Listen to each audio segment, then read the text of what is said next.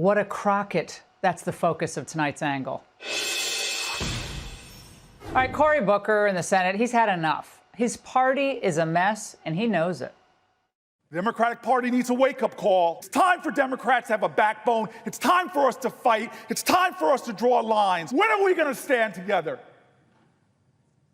If we don't stand as Democrats, we deserve to lose.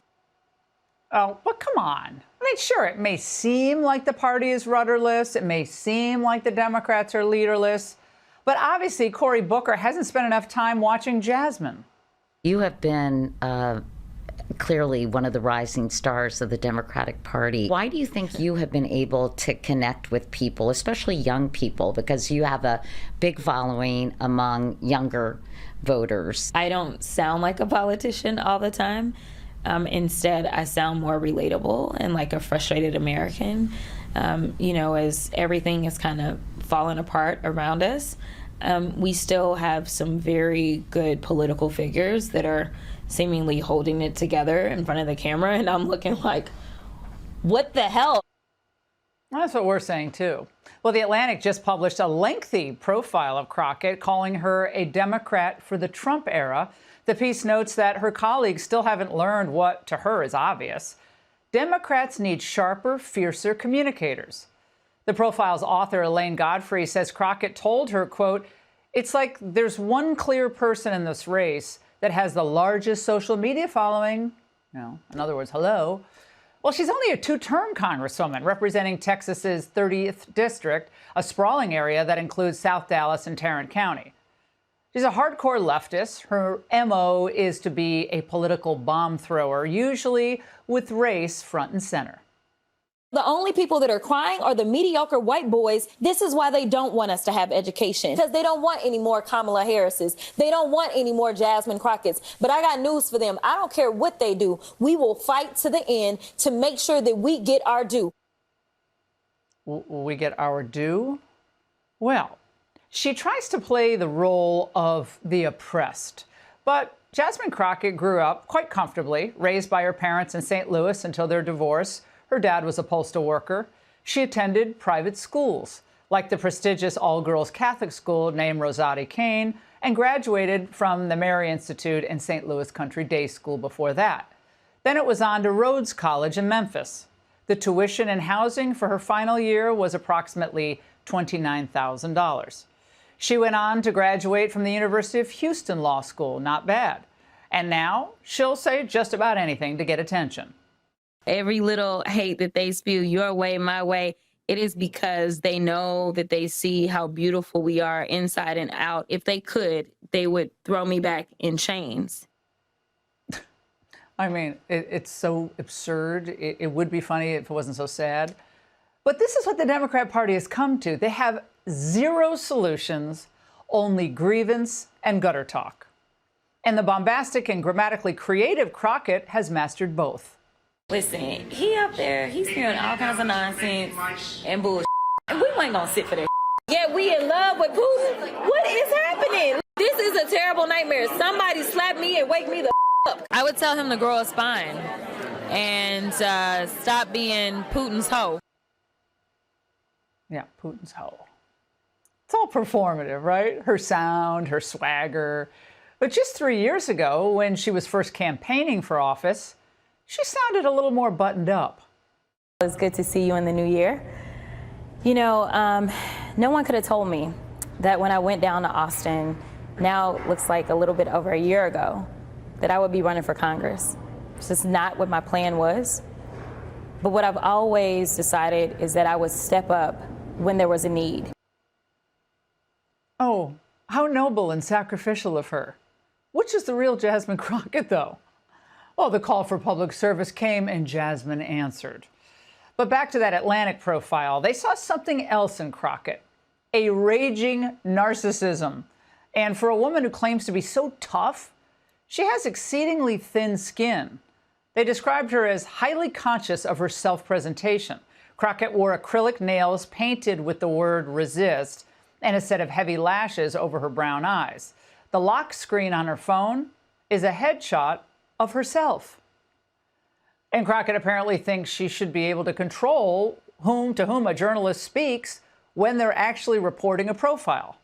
4 days before this story was published, Crockett called me to express frustration that I had reached out to so many House members without telling her first. She told me, shutting down the profile and revoking all permissions. Yeah. And yet another gem that speaks to Crockett's highly racialized view of the world. From the same profile, Crockett said that Hispanic Trump supporters had almost like a slave mentality. I asked Crockett whether she had ever regrets about her public comments. She raised her eyebrows and replied, "Obsessed dimwit." But on the trade issue, come on, at least we know whose side she's on. The fact that I'm rooting for Canada and I'm rooting for Mexico a lot is really wild. But they are really the ones that are speaking truth to power right now. Send me a memo when the phrase truth to power is retired.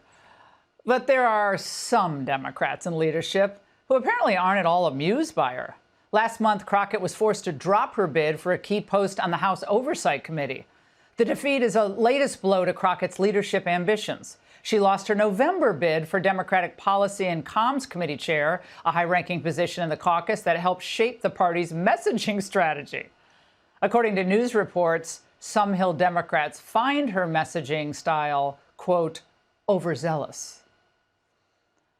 But the messaging is really the least of her problems, because Democrats like Crockett have convinced themselves that Trump is successful because he's controversial, because he uses blunt language. Trump's real success comes from his policies. His policies simply make the average American's life better. They lead to more peace and more prosperity, a better border situation. Because Trump fights for the little guy. He doesn't just talk about it, he does it. But Democrats like Crockett? Well, they fight for a very small subset of elites and activists by advocating for illegals, DEI, transgenderism, and yes, for nuts like Randy Weingarten. Now, this is why their approval numbers are absolutely in the toilet. And having toilet mouths with big social media followings isn't going to help them. And that's the angle. Trump went to Scotland and came home today with $1 trillion. It is the biggest deal ever made, I guess you could say. It's certainly the biggest trade deal ever made. You know, they're buying $750 billion worth of our energy. You know, they're going to invest $600 or $650 billion into the United States, and they're going to invest probably $300 billion for the military, maybe $400 billion in military equipment separately. Yeah. I mean, it's a massive deal for everybody. Europe's our biggest trading partner, and Trump just opened up the whole continent to American companies, protected our steel industries, and made them buy over $1 trillion of our stuff. Then he capped it off with some golf. Please welcome onto the tee the 45th and 47th President of the United States of America, Donald J. Trump.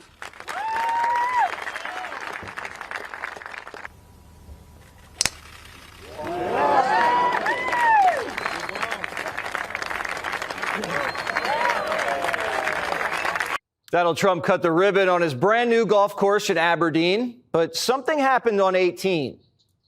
You were playing golf, weren't you, on this beautiful golf course in Western Scotland? And what happened at the 18th hole? Well, I'm looking down the 18th hole, and I'm looking down, and in the distance, and it's a pretty far distance, but it doesn't matter. These things are massive, and you're looking at these ugly windmills. It's a con job, saying the environmentalists want it, because I can't believe they really want it. Kills the birds, ruins the look. They're noisy. If you see them from your house is worth like 50% or more less. He was crushing drives and Europeans all weekend, and even had time to go take a spin in Golf Force One. It's a new Secret Service golf cart, and Primetime is trying to find out what's in it. The nuclear football, snipers, armored caddies, we'll let you know. After 4 years of Biden, Democrats can't believe how much Trump's coming back with. Chuck says the deal is too good to be true. Trump would have you believe it's the biggest deal ever. That's his words. Dangling $250 billion of new energy purchases and more in new investments. There's just one hiccup. It's fake. Schumer's a trade deal denier. Even the Europeans admitted they got smoked. What are the U.S. concessions? What is the U.S. giving up in the deal, if anything? So the starting point was an imbalance a surplus on our side and a deficit on the US side. And we wanted to rebalance the trade relation. I think we hit exactly the point we wanted to find. Europe just admitted the U.S. didn't concede a single thing. We gave up nothing and got everything. And now Brussels is beating itself up over how lopsided this deal was. They say there's no hiding the fact that the EU was rolled over by the Trump juggernaut. Trump worked out exactly where our pain threshold is. Hungary says Trump ate Ursula for breakfast. We suspected this would happen as the U.S. president's a heavyweight when it comes to negotiations, while Madam President is a featherweight. Hillary, Mamala, and now Ursula. He's 3-0 against women. Belgium says it's scandalous how badly Europe negotiated this deal, and the French call it an outright surrender. And France would know. MSNBC actually was annoyed that Europe didn't win. It's a moment when the EU could have played with him a little bit, cat and mouse a little bit. They had more leverage than, giving in this quickly and easily, I think. Remember how they said Trump was a taco president, a.k.a. Trump always chickens out? Well, the world chickened out. Europe called him daddy, and daddy just gave him a spanking. And now they're worried about daddy's mood swings. Why you're in a bad mood? Was it a bad morning of golf, or why you're not in a good mood? No, the golf was beautiful. Golf can never be bad, even if you play badly. It's still good. If you had a bad day on the golf course, it's okay. It's better than other days. Trump was supposed to be Europe's guest, but he's acting more like the host. He's in Scotland, but he welcomed the British Prime Minister into his castle in Aberdeen. And then he called London a dump. I'm not a fan of your mayor. Why not? I think he's done a terrible job, the mayor of London. But a nasty person. I think he's done. He's a friend of mine, Rashida. No, I think he's done a terrible job. Trump felt right at home because he is. He has a special connection to the Scots. You're back in your ancestral home, really, your mother's home. She was a MacLeod from not far from here. How do you feel of that? Do you feel sort of Scottish? It makes me feel good. My mother was born in Scotland. She loves Scotland. She was a big fan of the Queen, I have to tell you. And anytime the Queen was on television, my mother liked watching. She said, "Oh, the Queen's on." Europe's making sure the president feels right at home, too. Macron has been calling Trump on his personal cell. And when Trump picks up, he says, "Donald." And Trump says, "Emmanuel." It's on speaker, and everybody in the room says it's just two dudes broing out. Trump has Europe on the ropes. He's getting them to pay more for defense and opening their markets. No president has ever done it. And while he's at it, he's marrying trade deals and peace deals. 47 announcing he got a ceasefire deal between Cambodia and Thailand. How? Tariffs. I said to Thailand, we're doing a trading deal, and I'm not going to do a deal if you're going to be killing each other. And I spoke to Cambodia, said essentially the same thing. I dealt with the two prime ministers. They were terrific people, and they don't want to see a war, but somebody had to implement what I did. And we started a series of discussions back and forth, and within less than a day, we have it settled. This is the fifth ceasefire and sixth trade deal that Trump's brokered. Deals that were supposed to bankrupt us, according to the Panicans. This is not Liberation Day, it's Recession Day. Tariffs that, as I predicted, are clearly inviting a recession. No one wins a trade war. That's just, we know that. The Chinese are in a much stronger position. We're increasing inflation because the prices are higher because of the tariffs. They screwed it up, and they did it a totally ill-advised way. And I was very let down as someone who really, truly believes that free trade is awful for the American working person. This is what they came up with. Geez, come on, have some gumption, have some math. They said no one ever wins a trade war. Well, we just did.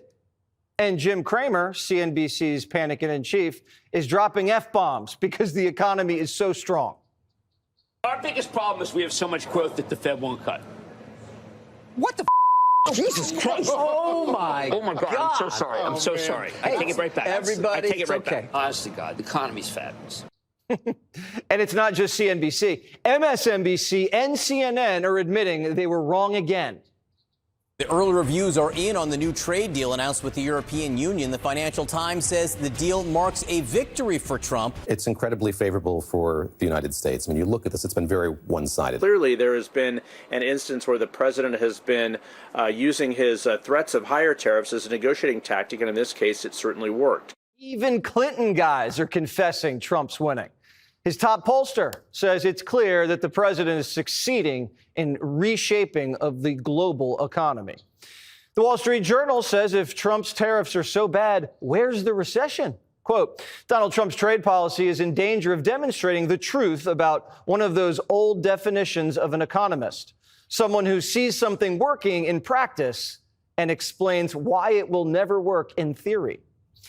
The recession never happened, inflation never spiked, and most companies are just eating the tariff and not passing price hikes to consumers.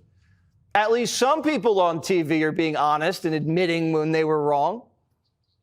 The stock market is at record highs. I know not everybody lives by the stock market, but I also drive around. I don't see a country in a depression at all.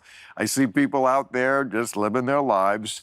And I would have thought, and I got to own it, that these tariffs were going to sink this economy by this time, and they didn't.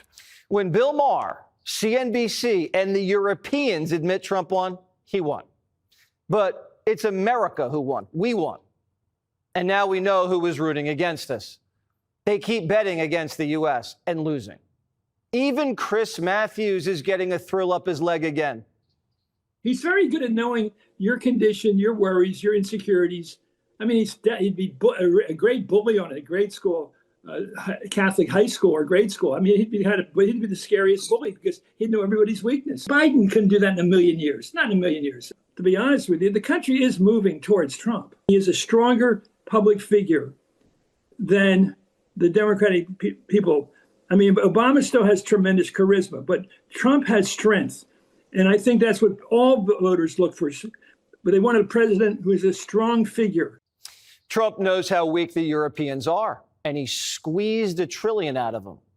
Trump's imposing his will on the world and making other countries invest here after decades of American companies investing over there. Obama said this was impossible, that you couldn't just wave a magic wand. Trump didn't wave a wand. He waved a 6-iron. And Americans love to see that kind of magic on the course, especially when it means more money in their bank accounts. And poof, tariff stimmy checks. There's already a new bill in the Senate that would take tariff revenue and give millions of Americans a big, beautiful $600 rebate. Trump didn't come here to lay up. He's going for it and wants to win big prizes and share the wealth. Trump's putting together record-breaking trade deals and handing out tariff stimmies. How did Democrats beat that? They can't. They're breaking the wrong kind of records. Their net favorable ratings.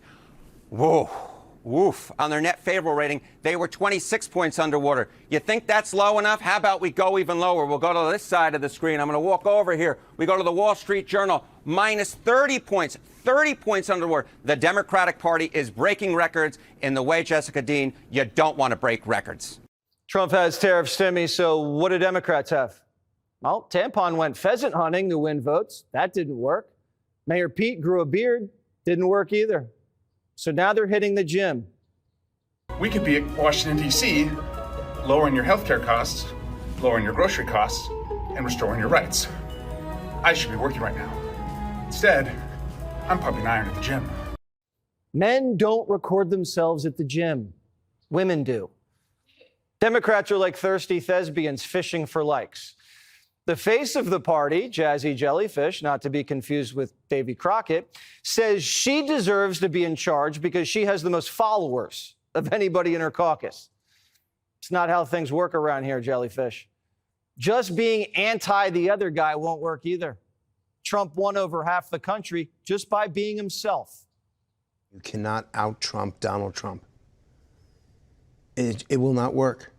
It's why the Democratic Party has its lowest numbers nationwide that it's ever had. More people resent them, oppose them, refuse to vote for them than ever before. These voters look to them and say, why are you talking about transgender? Why are you bringing up the social issues that aren't part of our lives? Why aren't you focusing on us? There's only one king of the castle, and the Panicans and the Democrats are getting thrown in the moat. Also tonight, our prayers go out to all these families. They lost their loved ones. After every senseless act of violence, it is important to reflect on what went wrong, why it happened. Unfortunately, predictably, on the left, there is no critical thinking ever. Instead, it is a rush to politicize a tragedy. It's almost immediate. It's reflexive for them. You know, first they usually begin with the blame game, where they desperately try to label the perpetrator as some kind of right-wing extremist, even if it turns out to be a left-wing extremist. Maybe that's why fake news, CNN, described the deranged shooter like this. Even after his image was circulating throughout the country, they had the image at the time they reported the following. Take a look. Do they have any idea at this point who he is? They do not know who he is. They know he is a male, possibly white. He's wearing sunglasses. He appears to have a mustache. And that picture has been distributed to every police officer in New York City. What John Miller just said, there were a few things that really stood out there. Among them that they do know what he looks like. Sunglasses, mustache, male, possibly white. All right. It's what is fake news CNN rooting that the shooter be a white MAGA Republican with a Make America Great Again hat? And when that wasn't the case, they simply, let's just move on to plan B. Let's go to gun control. Forget the fact that New York City in particular, some of the toughest gun control laws in the country, that the shooter had a lawful concealed carry permit. The left does not care about the facts. They just want to take guns from law-abiding Americans, forgetting that criminals don't obey the law. Take a look. I find it to be absolute insanity that we allow weapons of war to just flow freely on the streets of America. And even though New York State and New York City have the strictest gun laws in the nation, those gun laws can only take you so far if guns can easily cross state boundaries. And this is exactly what happened here. But again, what we desperately need is a national ban on military-style weapons, because we have far too many guns in America, far too few regulations of those guns. And we're the only high-income country on earth that has an epidemic of mass shootings and gun violence. In a statement less than 24 hours after the attack, New York's Governor Kathy Hochul proclaimed, quote, "The time to act is now. Congress must summon the courage to stand up to the gun lobby and finally pass a national assault weapons ban before more innocent lives are stolen." Predictable and ignorant. Killers don't obey laws. Now, it's also interesting coming from a party that sat back silently and even flat out lied to us and said, oh, the border's secure, the border is closed, and in comes unvetted 12, 20 million, we don't know the exact number, Biden, Harris, Mayorkas illegals, known terrorists, murderers, rapists, other violent criminals, drug dealers, cartel members, and the list goes on. And we don't even know who most of these people are. They can't stand for the families of Lake and Riley and Jocelyn Nungary. Moments ago at the vigil for victims, Hochul continued to politicize the tragedy. Let's take a look. If this nation misses yet another moment to do what is right that they've neglected to do for decades, then shame on them. This is the time to stand up and say no more slaughter by a weapon of mass destruction designed to kill people on the battlefield. Congress must have the courage to say, we are a great nation. Our citizens deserve better. We respect all rights, but no one should claim as a constitutional right the ability to bear an arm that I assure you our founding fathers did not contemplate when our Constitution was written. So that must end now. She's going to lecture us on the rule of law, sanctuary city, sanctuary state, where people are being murdered and raped and victims of other violent crime, and they sit by silently. Save the lectures. A sickening political ploy, but think about it. You almost never hear this level of outrage after the weekly shootings in Chicago, Baltimore, Detroit, New York, Los Angeles.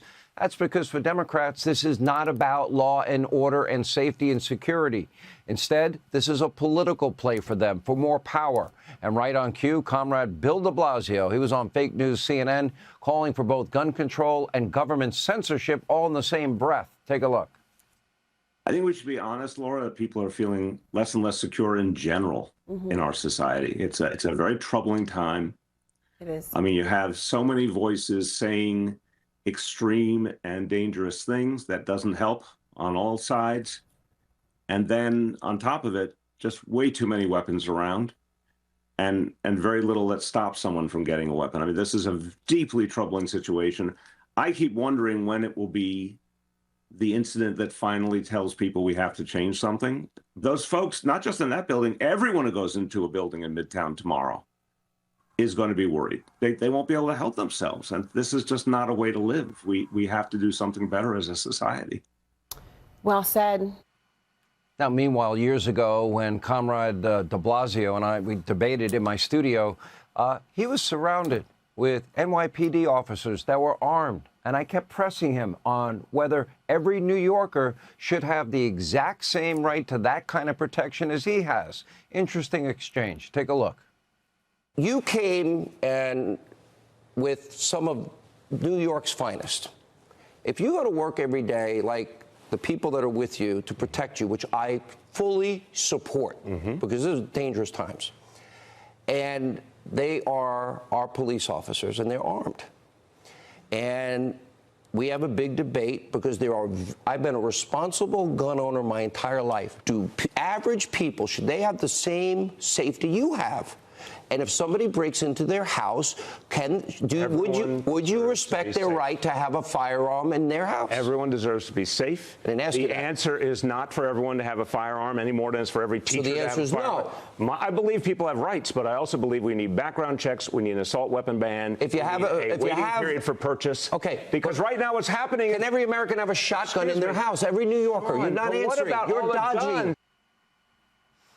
He had 4 armed police officers with him. But, of course, he's a politician. He's more important than the rest of us. Now, the younger, more radical and extreme version of Comrade de Blasio, Zohran Mamdani, is now poised to become New York City's next mayor. Although you have to wonder, will this impact the race? He offered his thoughts and his prayers from his family's very wealthy compound in Uganda, where he is now spending the next month behind tall walls and gates, reportedly secured with armed guards.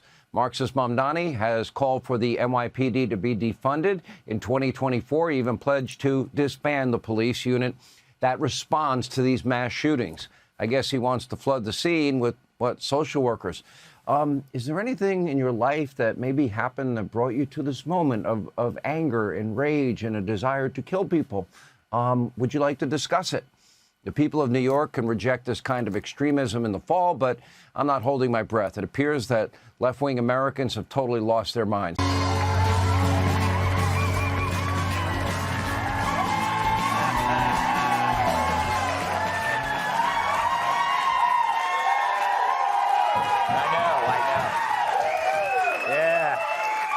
Yeah, hot enough for you? Talking about me. Well, the Democrat Party's favorability has hit a 35-year low, with only 33% of voters viewing them favorably. To improve their popularity, they're planning to change their name to Sydney Sweeney's Boobs. Over the weekend, the United States Postal Service celebrated its 250th anniversary.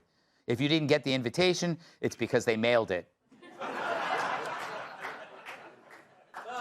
New research says lifting weights can help fend off erectile dysfunction. After hearing the news, Bill Clinton attached a dumbbell to his penis.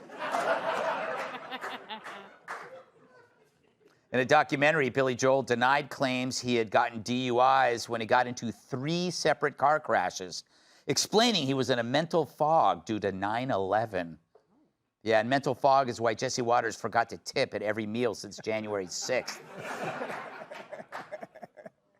20 protesters showed up for a rally in support of Stephen Colbert outside the CBS building.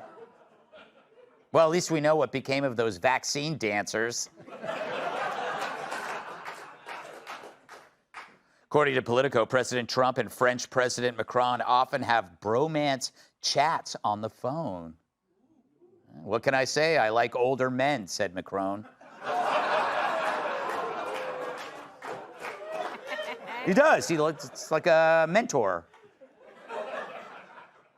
On Saturday, Dan Bongino posted a message on X saying, since coming to the FBI, he's seen things that, quote, shock him to his core and changed him forever. The same was said by Joy Behar's team of waxers.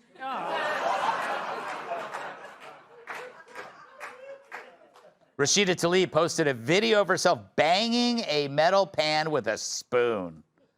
Some say it was to show her support of the Palestinians. Others say it was her way of telling everyone that she's out of kibble.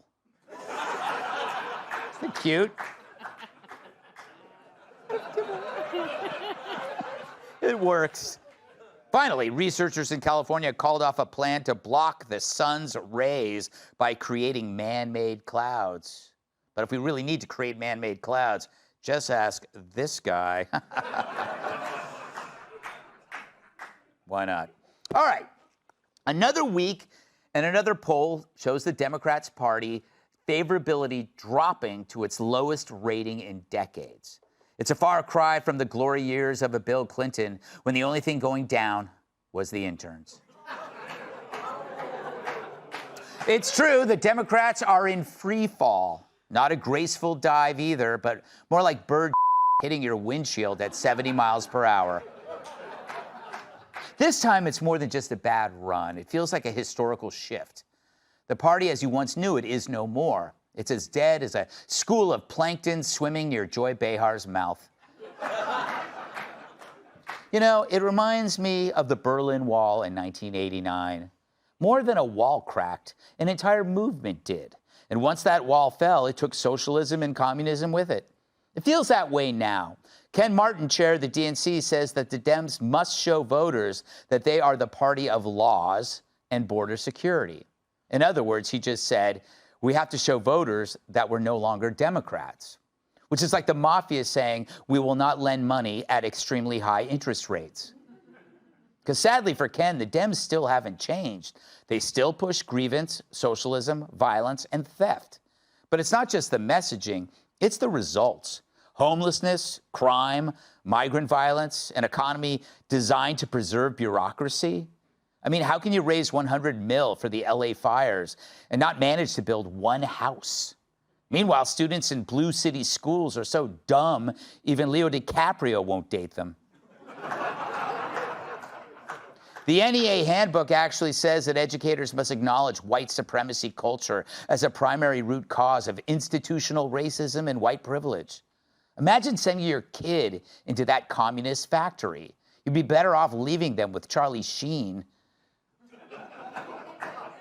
Meanwhile, you have cities that look like The Walking Dead, ICE officers fighting for their lives, and recidivist criminals given more rights than their victims. The Democrat Party is a dictatorship within a republic, separated from the rest of us and bent on self-preservation. But perhaps no more. Do the Dems think they can actually recover from stuff like this? There's a better chance Ozzy Osbourne will be touring next year. Oh, he loves us. Give Trump his due. Despite endless legal warfare, a media hit squad, bogus indictments, and metal whizzing through his ear like he was at a piercing pagoda, he never backed down. Apparently, it helps to have a president who lives in the real world, who could bring investment into the country instead of MS-13 gangsters. And his results? The latest Wall Street Journal poll has the GOP steadily rising while the Dems plummet. Voters trust Trump's Republican Party more on immigration, the economy, foreign policy. To put it politely, Trump is curb stomping these know-nothing bitches. Help. Even dried-up lefties are saying the country is moving toward Trump. To be honest with you, the country is moving towards Trump. I mean, these polls that come out and show him not doing well, I don't buy that. I think his strength is still greater than the Democratic strength. He is a stronger public figure than the Democratic people. I mean, Obama still has tremendous charisma, but Trump has strength. And I think that's what all voters look for. But they want a president who is a strong figure. And he's got it. Do all these old guys do their podcasts sitting on the toilet? Straining, anguished faces, hunched over. I mean, that's just like, I don't know. But when Chris is giving up on you, you're in trouble. I mean, that's like Hillary Clinton boycotting rope. I don't even get that joke. So what's left for today's Dems? Well, they and their buddies in the media have spent so long building themselves a fortress of fantasy, where crime is compassion, men are women, borders are optional, and dementia is considered mentally sharp. But when your whole enterprise gets exposed, it may not be possible to survive. You know, there was a point when the USSR saw that the jig was up, a realization set off by the Berlin Wall falling.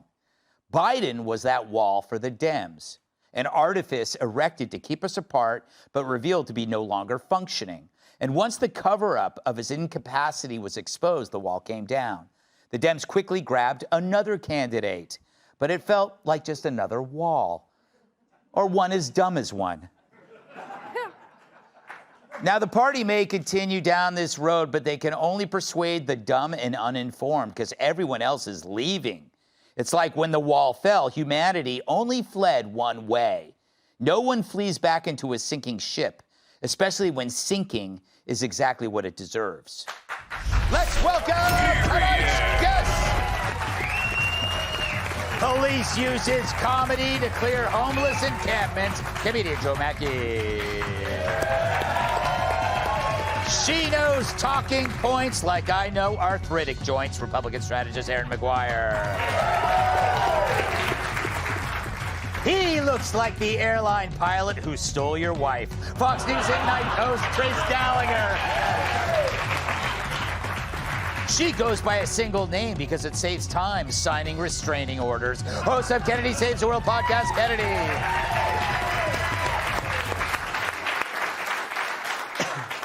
Joe, you've hit rock bottom many times, and you'll probably hit rock bottom again. Do you see the Democrats in this current state as hitting another rock bottom, or is this the final rock bottom? No coming back? I actually think there is more hope for the Democrats than these polls let on. I don't believe the world is as polarizing as it shows in these, is not polarizing as it shows in these polls, because the country is pretty evenly divided, and the Democrats have one advantage. Sure, they're on the wrong side of a lot of 80-20 issues, but they have a dedicated group of nut jobs that believe in what they are espousing in these 80-20 issues. And there's two types of swing voters, according to pollster Richard Barris, and especially in the midterm where Trump's not on the ballot. There's the people who are persuadable, that small bit of America that's still persuadable, and there's the people who are going to vote or not vote. And voter propensity has been leaning towards the Democrats. Like after Trump's coalition has expanded to these working class people, they have a lower propensity to vote, and the Democrats have these more passionate nut jobs that might show up. So what I don't want the Republicans to do is spike the football before you've hit a home run.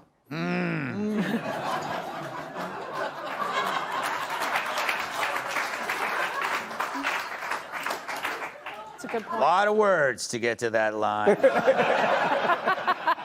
It's like a 3-hour drive to 30 minutes at the beach.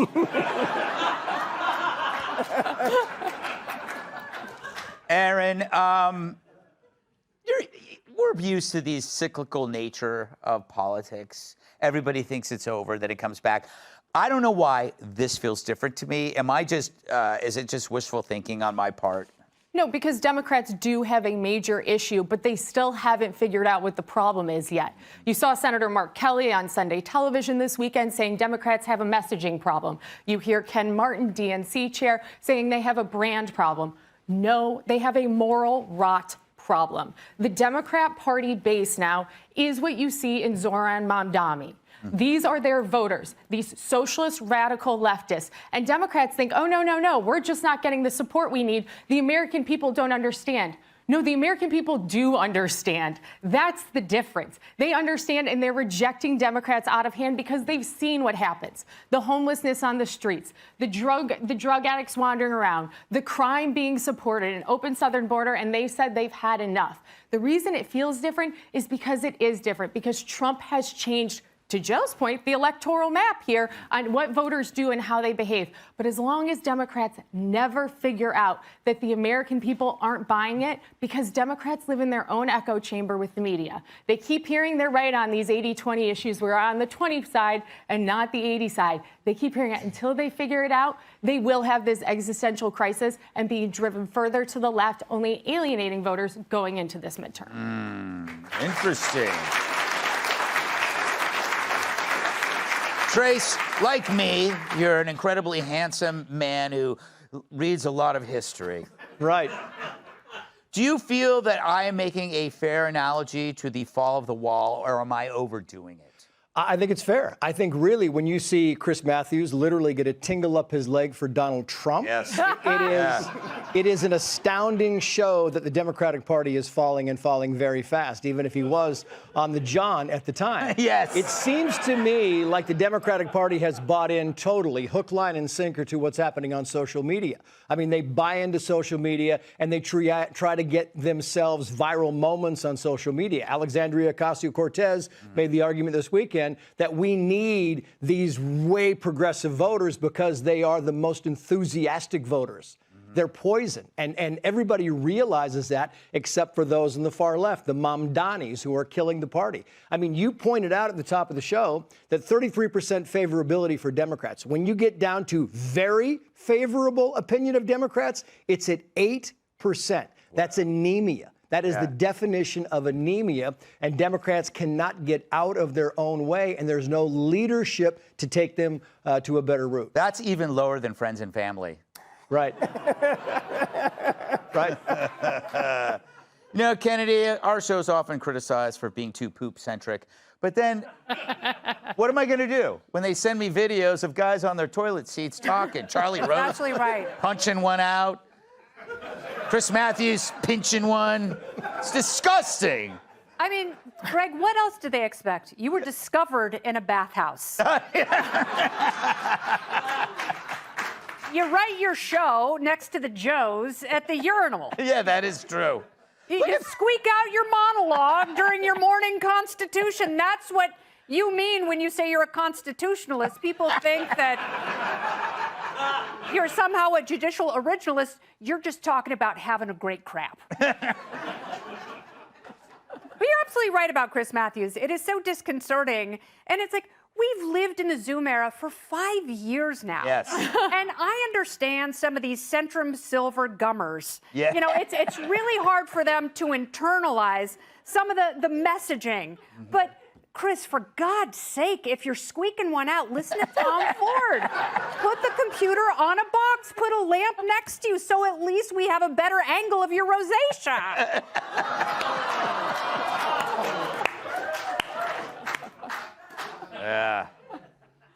Yeah, I've been that guy before. Sitting there, 10 minutes left in lunch hour. What do? Didn't he tap his foot under the stall at the Minneapolis airport, and that's how you met? Do I want to ask you an opinion of this topic, or should we just move on? I don't. Hell, it's your show. Okay.